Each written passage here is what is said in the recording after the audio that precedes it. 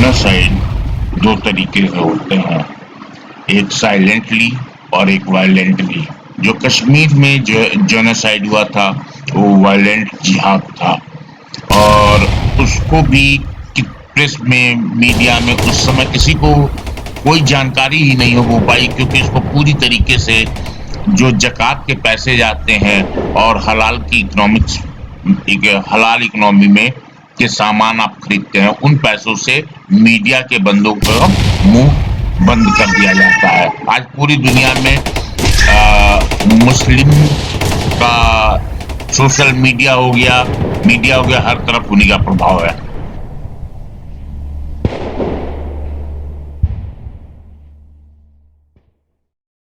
Actually मैं एक story सुनाना चाहती हूँ आपको। मैं कश्मीरी पंडित हूँ और मैं कश्मीर की रहने पंडित है आप? जी हाँ, मैं डॉक्टर कविता हूँ और मैं उस जगह रहती थी जहाँ पे पीक मिलिटेंसी थी 1990 में, उसको सोपोर बोलते हैं। हमारे घर को कश्मीरी मिलिटेंट्स ने एक बेस बना लिया था, क्योंकि हमारी बेसमेंट थी। तो वो सब जब मैं छोटी थी, my mother was 9 months pregnant उस टाइम, जब हमें वहाँ से निकाल दिया गया था। सबके घरों पे एक लेटर चिपका दिया जाता था, जिसको मरना है इसको मरना है, इसको मरना है। तो उस time my mother was 9 months pregnant. Doctor ने बोल दिया कि आप निकल जाओ यहाँ से, चले जाओ यहाँ से। वो पेन आप सोच सकते हो कि क्या पेन होगा हम लोगों का। अब हमें पता नहीं है कि मेरी मदर जो है ऐसी डिलेमा में है कि कहाँ डिलीवरी होगी, क्या होगा। और उस टाइम क्या होता था, हर के घर पे ऐसे ही चिपका दिया जाता था। मेरे जो पड़ोसी थे, उनके जो मम्मी पापा थे, एक तो साइंटिस्ट थे, मदर डॉक्टर थी। तो जो साइंटिस्ट थे उस टाइम वो किसी कॉन्फ्रेंस के लिए बाहर गए थे। जब वो वापस आए, उनको रास्ते में ही मार दिया गया। उनकी जो वाइफ थी उनको ले जाया गया, घर से निकाल के उनका गैंग रेप हुआ।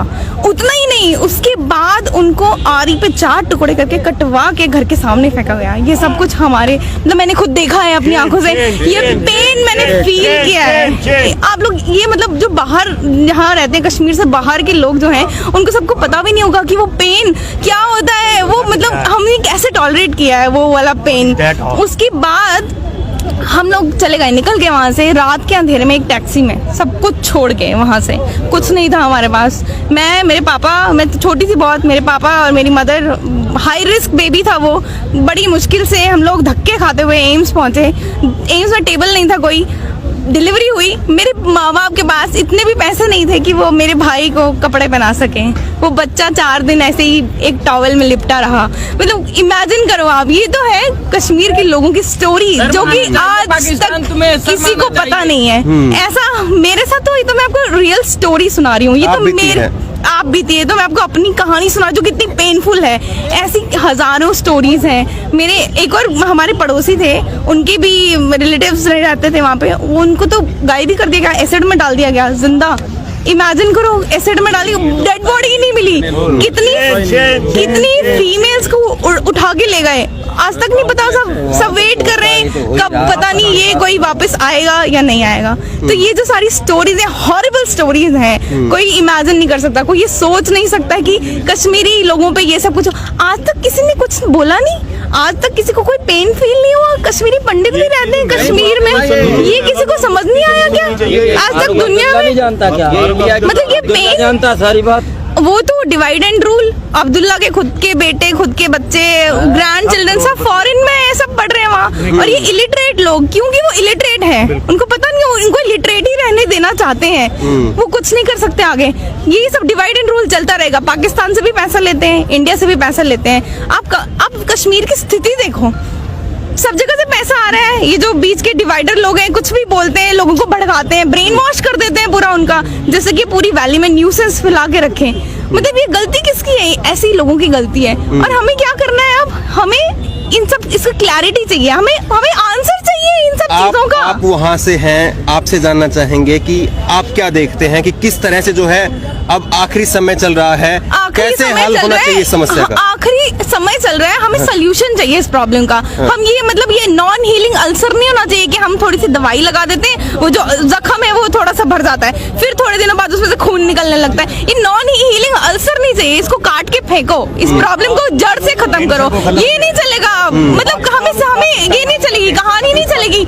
इसको जड़ से खत्म करो। This is what we want. देखिए ये जो है एक कश्मीरी पंडित है और इनकी आप बीती इन्होंने सुनाई, काफी दर्दनाक कहानी है और ये एक नहीं हजारों सैकड़ों जो है कश्मीरी की कहानी है। इस समय जो है पूरे कश्मीर को और पूरे हिंदुस्तान को चाहिए कि वो एकजुट हो और इस आतंकवाद के नासूर को जो है, जो नासूर बन चुका है इस समय, उसका इलाज करे। मुझे एक बात का आंसर चाहिए। ये कश्मीर में इतना बड़ा मैसेकर हुआ, बच्चे बूढ़े फीमेल्स लेडीज जेंट्स सबको मार दिया गया। बिट्टा कराटे ने मारा, सबको पता है। वो फिर भी आज घूम रहे हैं, किसी ने उसको नहीं पकड़ा, किसी ने उसको नहीं मारा, आर्मी को फ्री हैंड दे दी, वो फिर भी घूम रहे हैं। अभी आज तक 70 साल हो गए इस बात को, चल रहा है किस्सा।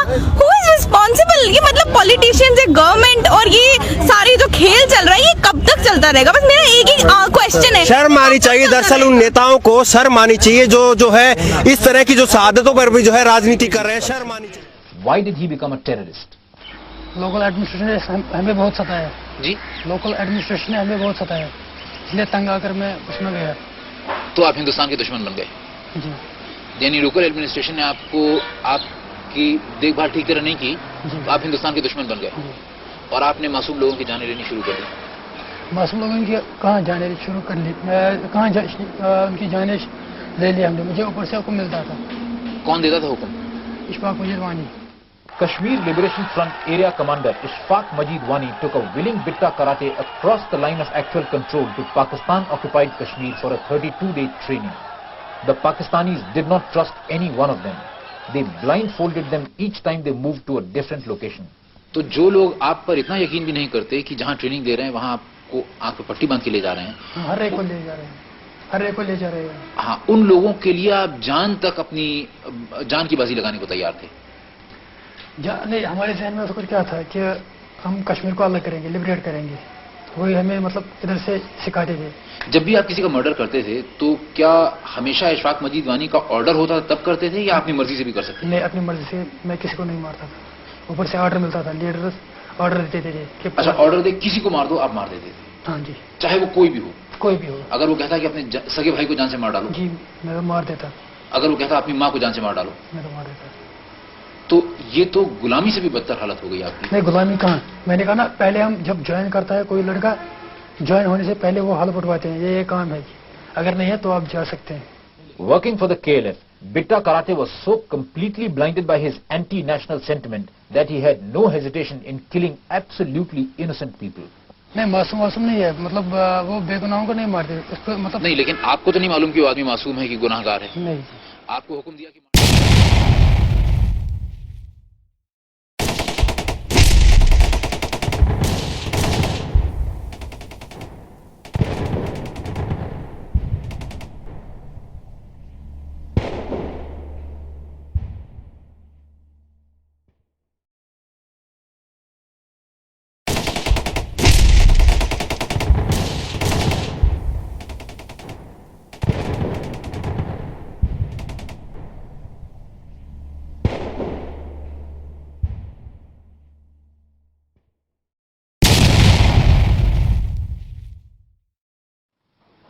पहला कत्ल कब किया आपने?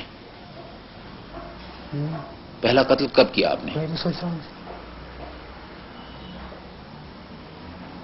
पहला मर्डर मैंने सतीश को मारा। सतीश कौन? सतीश कुमार टिक्कू। टिक्कू कौन था ये? मुझे ऊपर से मतलब ऑर्डर दिया गया कि उसको हिट करो, मैंने किया। कौन था ये? पंडित लड़का। सिर्फ इसलिए कि पंडित था? नहीं, वो शायद आरएसएस का था। तो क्या आरएसएस का होना किसी के लिए गुनाह है?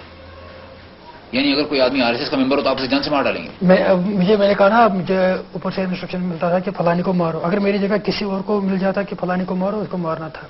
जिस लड़के ने, बिट्टा कराटे ने सतीश को जान से मारा, उसके लिए आप क्या सजा मुनासिब समझते हैं? क्या समझते हैं यार, बेटा तो मेरा कहाँ से वापस आएंगे, तो क्या कहूँगा। किस चीज से मारते थे आप? पिस्टल से। हमेशा पिस्टल से ही मारते थे या AK-47 से भी मारते थे? AK-47 से हम सिक्योरिटी वालों पर एक्शन फायरिंग करते थे। अच्छा, और जब किसी एक आदमी को मारना होता था तो पिस्टल से? पिस्टल से। तो अकेले जाते थे कि 2-3 आदमी साथ होते थे? मैक्सिमम मैं अकेला जाता था। तो नकाब पहनी होती थी आपने? नकाब के बगैर। यानी लोग आपको देखते थे कि आप हैं जो जान से मार रहे हैं किसी को? जी। लोग पहचानते थे आपको? तो लोगों ने आपको पुलिस के हवाले नहीं किया, नहीं। इसका मतलब लोग उस आपको वक्त लोग साथ देते थे।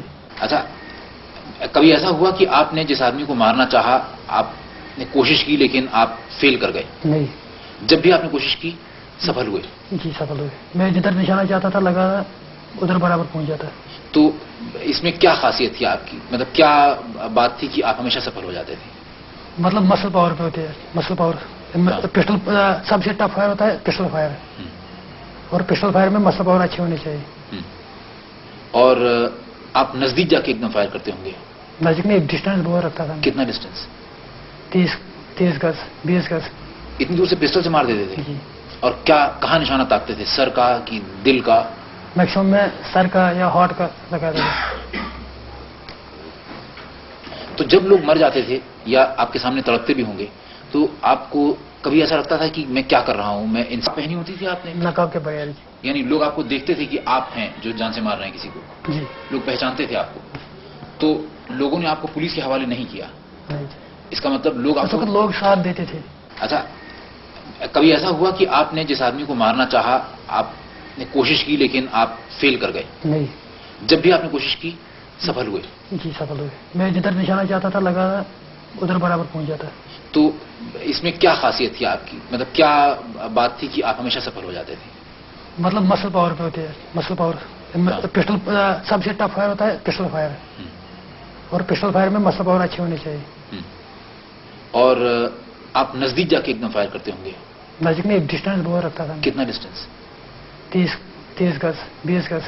इतनी दूर से पिस्टल से मार देते थे? जी। और क्या कहाँ निशाना ताकते थे, सर का कि दिल का? मैक्सिमम में सर का या हार्ट का लगा देता। तो जब लोग मर जाते थे या आपके सामने तड़पते भी होंगे, तो आपको कभी ऐसा लगता था कि मैं क्या कर रहा हूं, मैं इंसान हूं, इंसान की जान ले रहा हूं? पहले पहले लग रहा था, बाद में नहीं। The man who bit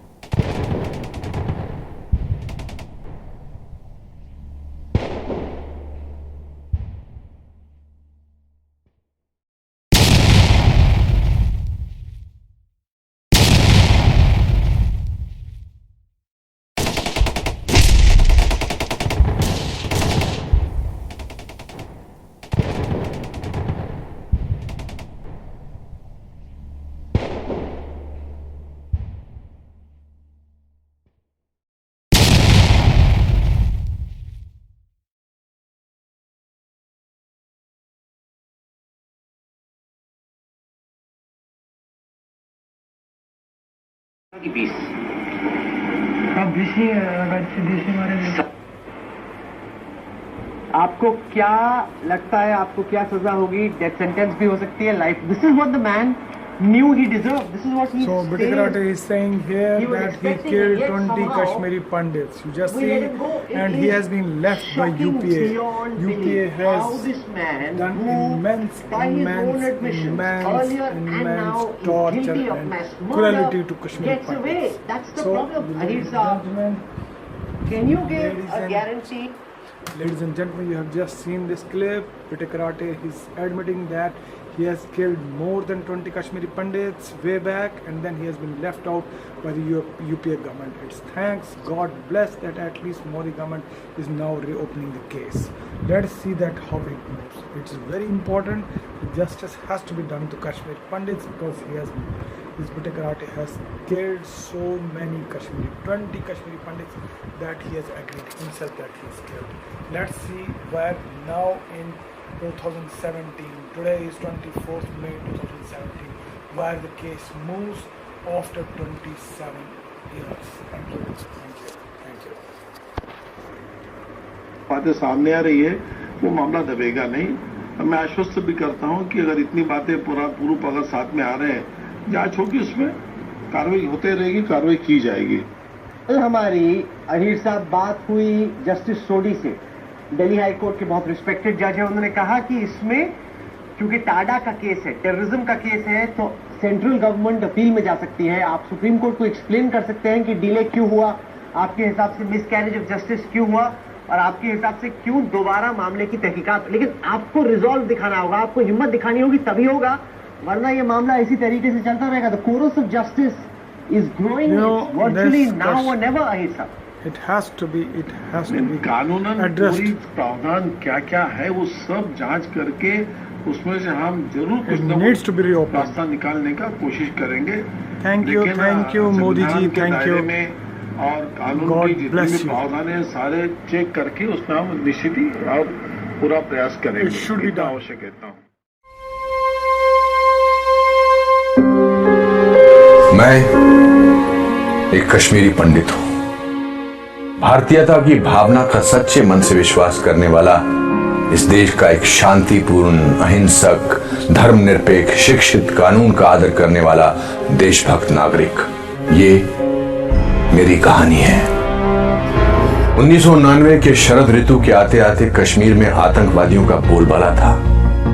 राज्य सरकार ने अपनी सभी जिम्मेदारियों का त्याग कर दिया था और किसी प्रकार का कोई प्रशासन नहीं रह गया था।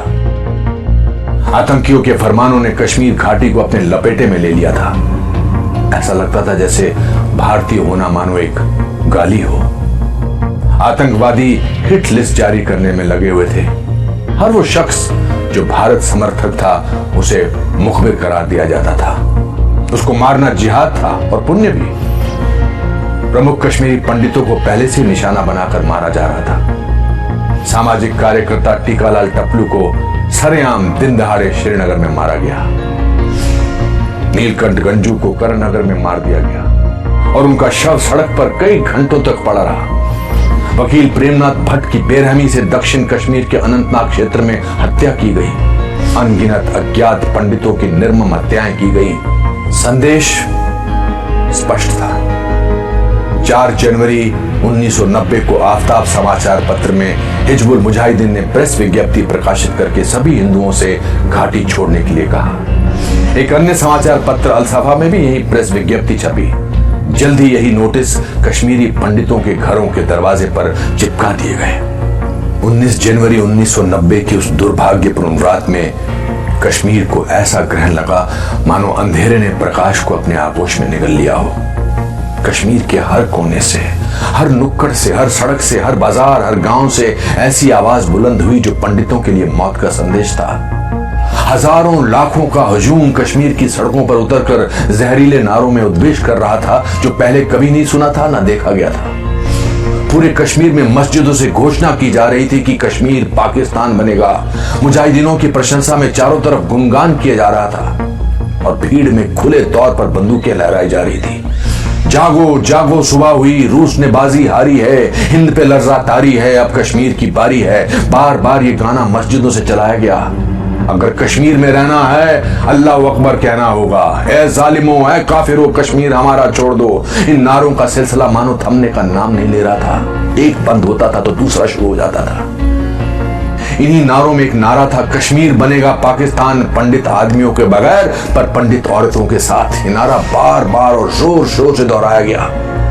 अब हमारे डर ने एक नया रूप ले लिया था। परिवारों ने महिलाओं को स्टोर रूम में छुपा दिया। ये कहने की जरूरत नहीं कि जब भीड़ हमला करे तो वो स्वयं को आग लगा ले।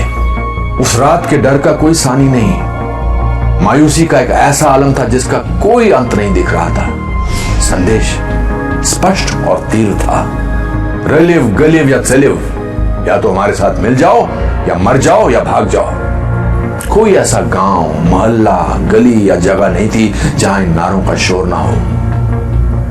अधिकांश कश्मीरी पंडितों ने इन विपरीत परिस्थितियों में वो जो कुछ भी उनके साथ सामान और जान बचाने के लिए हो सकता था किया और किसी तरह जान और मान बचाकर ट्रकों के तरपाल में छुपकर बसों एवं किराए की टैक्सी भरकर भाग गए। बड़े पैमाने पर पलायन शुरू हो गया। सरकार, बुद्धिजीवियों, निरपेक्षवादियों, देश के प्रति सद्भावना रखने वाले सबकी अंतरात्मा सोने चली गई थी। कोई भी इसके बारे में बोलने को तैयार नहीं था। 19 जनवरी 1990 के बाद के दिनों में कश्मीरी पंडितों का कत्लेआम शुरू हो गया और कश्मीरी पंडितों पर अत्याचार की इंतहा होने लगी थी। बांदीपुरा में शिक्षिका गिरिराज टिक्कू की गैंग रेप के बाद हत्या की गई। इस तरह की सैकड़ों खबरें आम हो रही थी। इस पर पूरी किताबें लिखी जा सकती है कि किस प्रकार से लोग आतंकवादियों से प्रताड़ित हो रहे थे और किस तरह प्रशासन मूक दर्शक बनकर कश्मीरी पंडितों पर हो रहे अत्याचारों को अनदेखा कर रहा था। 1991 तक ज्यादातर पंडित घाटी से पलायन कर गए और उन्हें जम्मू के दुर्गम स्थानों में कांटों व धूल भरे टेंट शिविरों में रखा गया। 60,000 से ज्यादा परिवारों ने पलायन किया और उनको ऐसे शिविरों में रखा गया जहां शौचालय जैसी मूलभूत सुविधाएं भी नहीं थी। एक परिवार को एक टेंट अलॉट किया गया जिसमें 10-10 सदस्य कभी कभी साथ ही सोते थे। निजता का नितांत अभाव था। इन शिविरों में काफी बड़ी तादाद में बीमारी से मौतें भी हुई। ज्यादातर मौतें सांप के काटने और अत्यधिक गर्मी के कारण हुई। कश्मीरी पंडितों को मरने के लिए छोड़ दिया गया था। पंडितों के हजारों घरों, सैकड़ों मंदिरों को जला दिया गया और जमीन में ढहा दिया गया था। ये सब एक बहुसांस्कृतिक धर्मनिरपेक्ष भारत में हो रहा था। जो पंडितों की छोटी संख्या अभी भी घाटी में रह रही थी, उनके साथ नरसंहार किए गए थे। आतंकवादियों ने 2 महीने के बच्चों को भी नहीं बख्शा। पंडित के पूरे गांव को साफ कर दिया गया। आज तक एक भी व्यक्ति को दोषी करार नहीं दिया गया। हजारों पंडितों की हत्या व नरसंहार की सजा तो दूर की कौड़ी है। किसी ने इस नरसंहार और पलायन पर कोई इस प्रकार की चिंता प्रदर्शित नहीं की। हमारे घर सूने पड़े हैं, मंदिर अपवित्र हैं, सब कुछ ढहने को है। आज भी जम्मू के बाहरी इलाके में अपने देश में शरणार्थी के रूप में कश्मीरी पंडित अभी भी शरणार्थी शिविरों में रहते हैं और जहां उन्हें ज्यादा सहायता भी नहीं दी जा रही है। आज की सोशल मीडिया की पीढ़ी में जब दुनिया में गरीबी बढ़ रही है और लगभग सब कुछ उंगली की टिप पर उपलब्ध हो रहा है, तब भी हमारे अपने देश के नागरिकों की उनके अपने देश में ही दुर्दशा बनी रहती है और उन्हें उनके हाल पर यूं ही छोड़ दिया जाता है। इस सब के बावजूद मैं आज भी उम्मीद करता हूं कि हमारे साथ इंसाफ हो। जय हिंद।